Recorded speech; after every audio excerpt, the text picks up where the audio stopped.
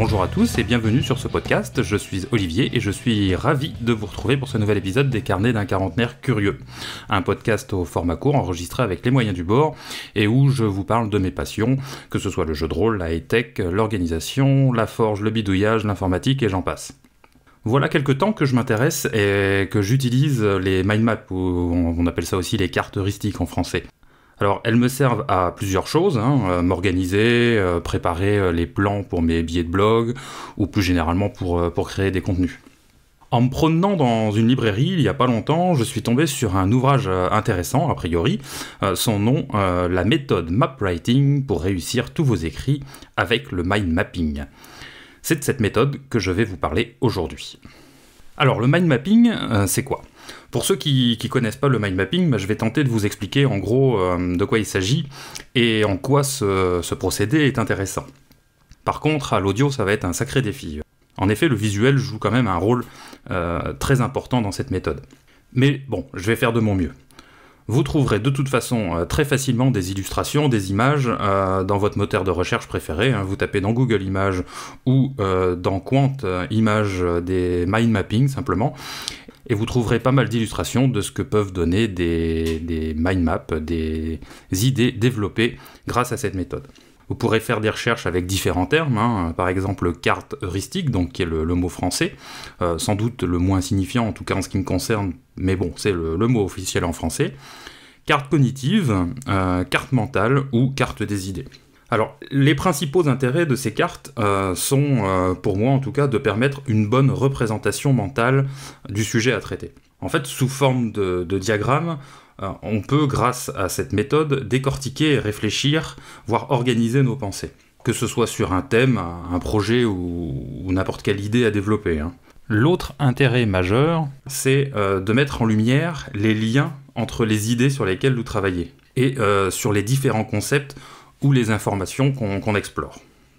Au tout début, quand j'ai découvert le mind mapping, j'avais une approche assez analytique du sujet. Papier, crayon de couleur et stylo, c'était vraiment les principaux outils que j'utilisais à l'époque.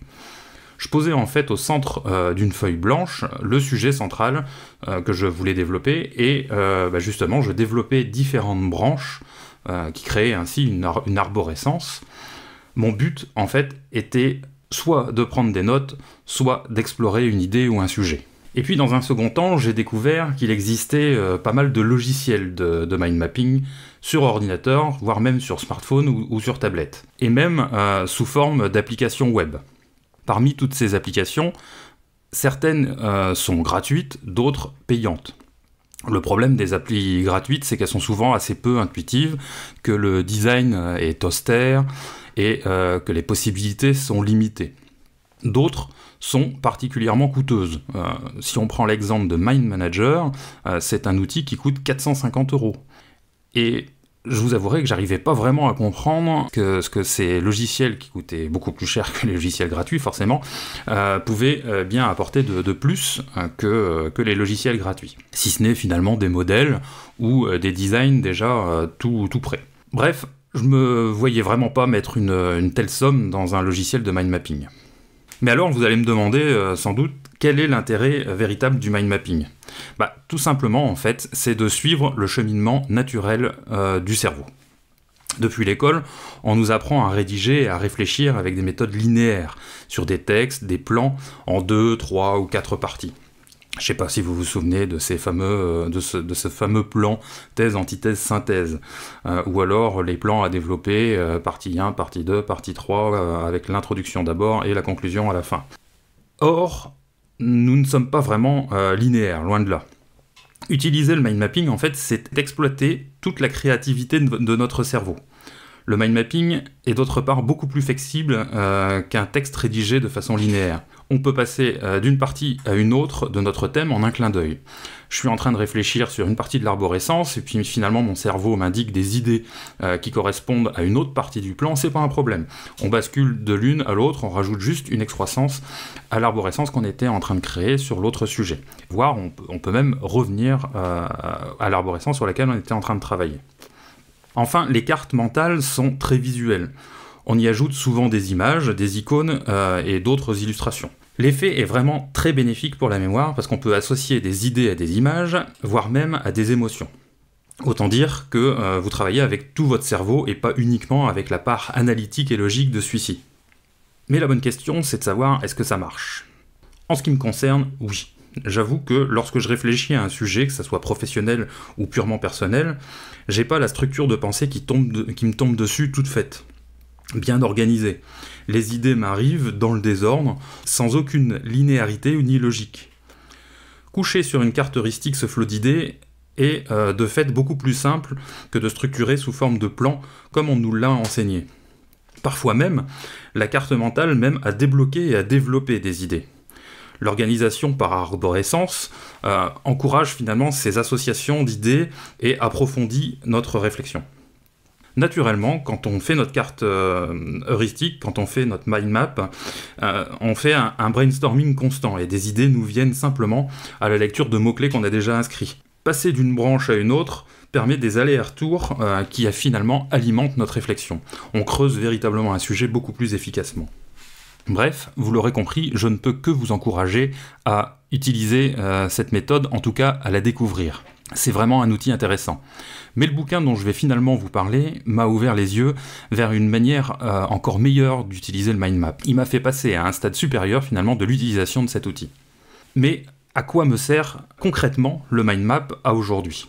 D'abord à faire des plans de contenu, que ce soit des billets de blog ou tout simplement des podcasts. Je vais pouvoir réfléchir et construire ces plans très facilement. Au niveau professionnel, j'utilise pour travailler sur mes argumentaires par exemple, ou sur mes présentations en clientèle. Le mind map permet d'avoir vraiment une vision globale du sujet, et donc d'être sûr de ne rien oublier. Il permet facilement de réorganiser différentes parties d'un sujet. C'est donc un excellent outil pour faire le plan de n'importe quel type de contenu. Et puis le mind map, c'est un support dans le cadre de mes lectures, là encore, pour réunir ce que j'estime important à en retirer. Elles me sont aussi très utiles lorsque je dois réfléchir à un sujet complexe. Les associations d'idées dont je parlais tout à l'heure, permises par l'arborescence, nourrissent mes réflexions et me permettent d'aller vraiment beaucoup plus loin sans me soucier de réfléchir de façon structurée. Je laisse vraiment mon cerveau partir dans tous les sens et le mind map est un bon support pour ça. Je libère véritablement le contenu de mon cerveau. Et cette liberté, finalement, l'aide beaucoup et il me le rend bien. Une autre utilisation fréquente que j'ai du mind map, c'est dans le cadre d'une formation que je suis. Que ce soit sur la base d'une vidéo, un webinaire, un MOOC, ou simplement sur la base d'un livre, là aussi, j'utilise une carte mentale pour structurer à ma façon les informations qui m'arrivent. J'y note les idées importantes et je peux comme ça les illustrer pour les mémoriser beaucoup plus facilement. Les mind maps me servent aussi pour réfléchir à mes objectifs. Quand je réfléchis à mes objectifs, j'ai besoin de les rationaliser, de les ordonner et de les structurer sur les semaines, les mois ou les trimestres à venir. Là encore, cet outil m'aide beaucoup. Grâce à lui, j'ai une vision globale de ce que je souhaite entreprendre, je peux donc les optimiser en fonction du temps que j'ai vraiment à y consacrer. Donc comme vous pouvez le constater, j'avais déjà une utilisation assez importante des mind maps. Pourtant, ça fait longtemps que j'ai le sentiment qu'il manquait quelque chose à ma façon de faire. Parfois même, quand j'utilisais cette méthode pour noter des cours ou pour noter des formations que je suivais, j'obtenais des cartes gigantesques. Et le gigantisme de ces cartes, finalement, noyait l'information et rendait ces informations vraiment indigestes. Bref, je sentais que je passais à côté de quelque chose. Ce quelque chose, je l'ai compris grâce au bouquin dont je vais vous parler maintenant. Finalement, je vais y arriver à ce bouquin. Donc la méthode MapWriting. La méthode MapWriting, c'est donc un livre de Xavier Delangen et de Franco Massicci. Je pense que ça doit se prononcer comme ça. Le premier, c'est un formateur en fait en mind map qui a déjà écrit 19 livres sur le sujet. Il est aussi à la tête de 2 blogs, dont je mettrai les liens dans les notes de l'émission, collectivité-numérique.fr et xdel.fr. Le second est aussi formateur en mind mapping. Il se décrit comme spécialiste des outils visuels et numériques pour l'efficacité individuelle et collective. Vaste programme. Il est à la tête du blog managementvisuel.fr. Et le sous-titre de ce livre est donc « Réussir tous vos écrits avec le mind mapping ».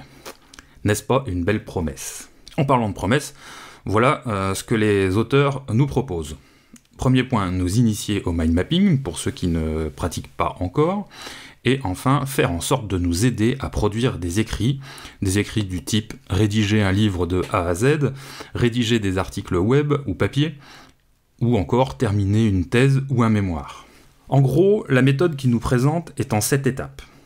On va détailler ensemble rapidement ces étapes, mais juste avant ça, je tiens à préciser que toute cette méthode part du principe que vous allez utiliser le mind mapping via un logiciel. Plusieurs d'ailleurs sont présentés dans l'ouvrage et décrits avec les points forts et les points faibles de chacun, ce qui permettra aisément de faire son choix. En fonction aussi du prix, parce que les logiciels qu'il propose, à part un, d'ailleurs qu'il ne note pas forcément très bien, sont payants. La première étape, c'est donc le brainstorming. Dans un premier temps, les auteurs nous proposent en fait de faire un brainstorming directement sur le logiciel de mind mapping, c'est-à-dire qu'ils nous demandent de mettre le sujet au centre. Typiquement, si on travaille sur un article web, on va indiquer le thème ou le sujet que l'on va traiter dans cet article. Ensuite, on lâche les chevaux, comme dirait l'autre. On va pouvoir mettre plein de mots-clés, plein de petites phrases, des bouts de... alors pas vraiment des bouts de texte pour l'instant, mais vraiment des mots-clés, un peu partout sur la carte. Bien sûr, même si c'est pas le but et l'objectif de cette étape pour l'instant, on peut déjà associer deux idées qui seraient liées en les connectant, mais ce n'est pas l'objectif, en tout cas dans cette première étape. Toujours est-il que rien ne nous empêche de le faire immédiatement. L'intérêt, c'est vraiment de jeter tout ce qu'on a en tête sur la carte sans se soucier de l'arborescence pour l'instant. La deuxième étape, justement, c'est l'étape où on va commencer à organiser ces idées. Une fois ce brainstorming terminé, on va commencer à associer les idées entre elles. L'arborescence va naturellement commencer à se mettre en place. Puis, à force de juxtaposer les idées entre elles, un plan commence à prendre forme sans pour autant être vraiment définitif. Tout en organisant nos idées, d'autres vont nous venir en tête. On va compléter les idées qui nous étaient venues lors de la première étape, pendant la création de cette arborescence, pendant l'organisation de nos idées. On pourra comme ça compléter les branches qui commencent à naître. À force de réaménagements successifs, le plan de notre contenu devient de plus en plus clair. On va pouvoir prioriser nos idées, en abandonner d'autres, et finalement obtenir la structure globale de notre contenu. On va pouvoir réfléchir sous quel angle on va finalement traiter le sujet. La troisième étape consiste à creuser chaque branche. Notre plan est en place, on va pouvoir commencer à explorer branche par branche, c'est-à-dire partie par partie de notre document, les idées. On va se concentrer sur chaque branche et on va pouvoir développer les idées dans chaque partie, mais aussi provoquer de nouvelles associations d'idées. On va pouvoir aussi interroger notre sujet grâce à des méthodes comme le CQQ, COQP, c'est-à-dire se poser toute une batterie de questions sur chaque partie, ou voire sur notre thème, notre article en complet, avec comment, qui, quoi, combien, où, quand et pourquoi, tout ça pour être sûr de ne rien oublier. On va aussi pouvoir réfléchir à la pertinence de chaque sous-branche de notre plan. On va même commencer à connecter nos branches et nos sous-branches grâce à des connexions logiques, finalement des petites phrases ou des mots qui vont pouvoir nous permettre de passer d'une idée à une autre dans notre texte. Enfin, et au bout de chaque grand embranchement, on va pouvoir commencer à écrire des tout petits bouts de phrases. L'étape suivante, on va illustrer. J'ai parlé tout à l'heure de la force du visuel dans les mind maps. La structure de notre contenu est normalement à cette étape-ci déjà bien en place. On l'a même déjà vraiment développée. C'est le moment d'illustrer un minimum tout ça.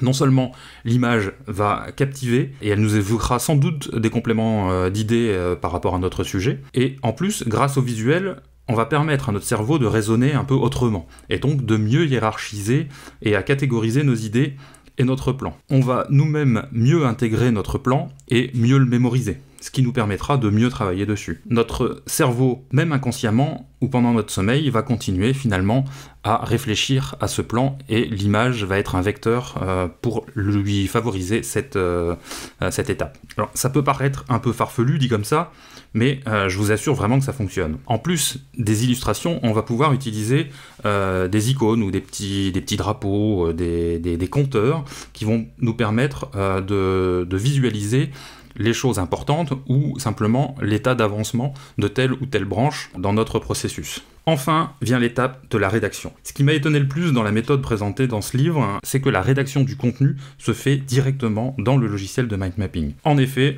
chose que je n'avais jamais pensé à faire, il fallait un bouquin pour ça, c'est que dans les logiciels de mind mapping, en tout cas ceux qu'ils proposent, on a la possibilité de créer des notes. Et c'est cette possibilité-là qu'on va utiliser, c'est-à-dire mettre des notes en bout de branche pour chaque idée à développer. L'avantage dans de nombreux logiciels de mind map, c'est qu'on peut mettre en forme ces notes. On a la possibilité de mettre des caractères en gras, de faire des listes de puces, bref, de faire déjà un petit peu de mise en page de nos notes. C'est donc dans ces notes que les auteurs nous invitent à rédiger les bouts de texte correspondant à chacune de ces branches. En parlant de fonctions intéressantes dans les logiciels de mind map, on a aussi la possibilité de faire des références. Dans les logiciels de mind mapping un peu évolués, on a la possibilité d'insérer des pièces jointes ou des liens hypertextes, ou encore des liens vers des fichiers sur internet ou dans notre ordinateur. Cette possibilité nous permettra notamment de joindre toutes les références dont on a besoin pour la création de notre contenu. Un peu comme dans un mémoire par exemple, où vous avez la liste des références qui ont permis de créer ce mémoire. La dernière étape, c'est tout simplement l'export de tout ce qu'on vient de faire dans notre logiciel de mind map. Encore une fois, les logiciels de mind mapping un peu évolués permettent l'export dans tout un tas de formats de fichiers, que ce soit des formats de fichiers en traitement de texte, LibreOffice, Word, etc., etc., ce qui nous permettra finalement de récupérer dans notre logiciel de traitement de texte le plan, vu qu'il a été fait via le logiciel de mind mapping, il va pouvoir reprendre les différentes parties et les sous-parties que constitue notre plan. Et en dessous de chaque sous-partie vont apparaître finalement tout ce qu'on a mis dans les notes de notre logiciel de mind mapping, et on va ainsi obtenir le texte tel que on l'a imaginé et tel qu'on ne l'a pas rédigé, si ce n'est dans le logiciel de mind mapping. On passe rapidement des correcteurs orthographiques, on relit pour être sûr du style, et surtout on va pouvoir dans le traitement de texte simplement mettre du liant entre les différentes idées pour que le texte soit fluide à lire. Bref, on fait les mêmes étapes que quand on écrit directement de façon linéaire, on se relie et on veille à ce que notre texte soit cohérent. Je vous assure que la première fois que j'ai fait cet export, j'ai trouvé ça relativement magique. Non seulement le plan de notre contenu sort fidèlement, mais toutes les notes se positionnent bien et sont déjà plus ou moins mises en forme grâce à la mise en forme proposée par le logiciel de mind mapping dans les notes. Alors personnellement, j'utilise XMindZen et je peux utiliser toutes les fonctions citées dans la méthode du bouquin, que ce soit le fait de pouvoir mettre des liens, le fait de pouvoir créer des notes et de les mettre en forme, mais il me permet aussi, bien sûr, d'agrémenter toute ma carte mentale avec des illustrations et des icônes. Vous l'avez vu, une méthode finalement assez simple et redoutablement efficace, en tout cas pour moi. Depuis la lecture du livre, je l'utilise et j'avoue que j'en suis ravi. Ça peut paraître un peu long à expliquer comme ça, toutes ces étapes, mais finalement elles s'enchaînent de façon tellement naturelle que le temps consacré à créer du contenu dans une mind map n'est pas vraiment supérieur à celui consacré à la rédaction d'un texte de façon linéaire. Je me suis rendu compte que vraiment, la méthode telle qu'elle est présentée, c'était vraiment l'élément qui me manquait dans la pratique du mind mapping. Alors, j'ai pas encore eu la possibilité de l'utiliser beaucoup. Pour l'instant, j'en suis véritablement enthousiasmé, mais je vais prendre quand même un peu de recul après la création de plusieurs contenus grâce à cette méthode. Pour l'instant, je l'ai utilisé juste pour écrire un article, un scénario de jeu de rôle et puis l'épisode de podcast que vous êtes en train d'écouter. Donc vous l'aurez compris, la méthode mind mapping m'a particulièrement emballé. Je me la suis vraiment tout de suite appropriée, assez facilement. Et si vous êtes comme moi intrigué, voire intéressé par le mind mapping et les possibilités de cette méthode, je ne saurais vraiment que vous conseiller la lecture de ce bouquin. En tout cas, vous, comment est-ce que vous faites pour créer vos contenus? Ça m'intéresse. Est-ce que vous utilisez déjà le mind mapping? Quelles utilisations vous en avez? Est-ce que vous l'utilisez pour travailler sur votre contenu déjà, ou est-ce que vous l'utilisez dans d'autres circonstances? N'hésitez pas à laisser un commentaire sur le blog des carnets d'un quarantenaire curieux à l'adresse olivierverbrugge.fr ou en m'interpellant sur Twitter où je suis @auvergne62, ou encore en allant sur la page Facebook du blog des carnets d'un quarantenaire curieux. Je serais vraiment ravi d'échanger avec vous sur ce sujet ou bien d'autres. En tout cas, à très bientôt. Ciao!